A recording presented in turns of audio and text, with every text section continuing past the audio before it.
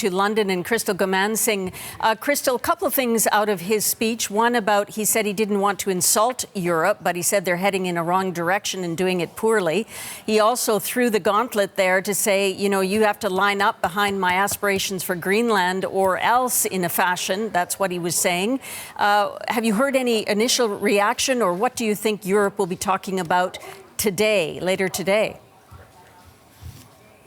Well, Europeans will definitely be talking about this speech that lasted, as you said, an hour and a half. Well, he said he didn't want to insult anyone. He definitely insulted a number of countries. Overall, insulted pretty much everybody, saying that most countries wouldn't work without us. Without us, they wouldn't have protection, specifically saying the U.S. gets nothing out of NATO. As for Europe specific, he talked about how he believes deeply in the bonds we share with Europe, but at the same time, he said that Europe and those countries have to get out of the culture they have created. That's a vague line that he uses, a thinly veiled line to talk about immigration, to talk about refugees entering the country.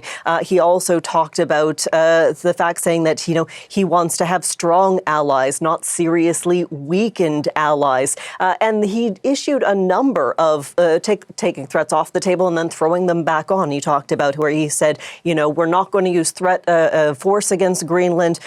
We want it to be given to us. We want the title and the deed for Greenland because we don't want to defend something that we don't own. But then again, slapping that threat back on, that we'll remember if you don't. So there is a lot to dig into, a lot of very negative talk when it comes to Europe. And Europe was already pretty much aligned, Susan. We had leaders from all over talking about the fact that the European Union, the bloc of 27 nations, plus all of its allies, like Canada, like the UK, had to work together. They had to come together to show a united front. Now, there's a lot of people, including the US president, who look at Europe and say, well, you can't really do anything. Look how big and powerful we are. There is a lot that Europe could do. Europe, of course, is going to potentially not vote on that package deal for the trade tariffs with the United States. That could end up being something they could build out on those tariffs. There's also more than 40 American bases across Europe.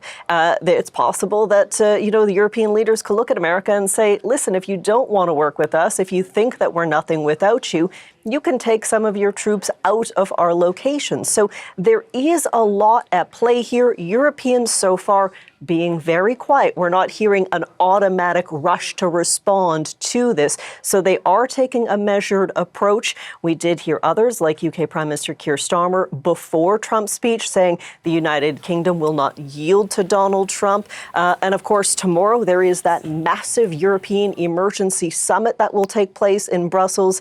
I anticipate tomorrow is when we will hear some clear, strong statements in response to Europe being told that they're really nothing, that Greenland's people being told that, you know, Greenland is a big piece of ice, a big, beautiful piece of ice that's basically uninhabited and underdeveloped. There will be a strong response to some of these comments. Crystal, just briefly, because we're going to get into more of that European response, of course, there was quite a bit of talk about Zelensky and Ukraine and Russia in his speech.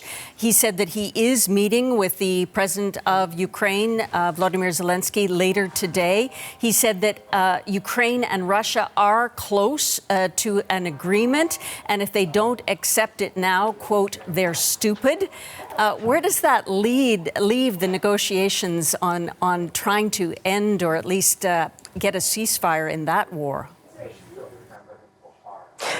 Well, these talks have been ongoing for months now, and they haven't progressed to any real change. We have thousands of Ukrainians in the capital without power, without heat. Currently, as we speak, Mark Rutte, the NATO Secretary General, said the whole Greenland issue is important, but it is overshadowing the need for peace in Ukraine. At this point, we have not seen Russian President Vladimir Putin saying that he would agree to anything on the table. That from the last thing we heard from him when it came to ending the war in Ukraine, that the root issues of the war had to be addressed first. So while there's talk about the ending the war, everyone agrees the war needs to end. Actually ending it doesn't seem any closer. All right, Crystal. Crystal, thank you for that analysis. I know you'll have much more as the day goes on.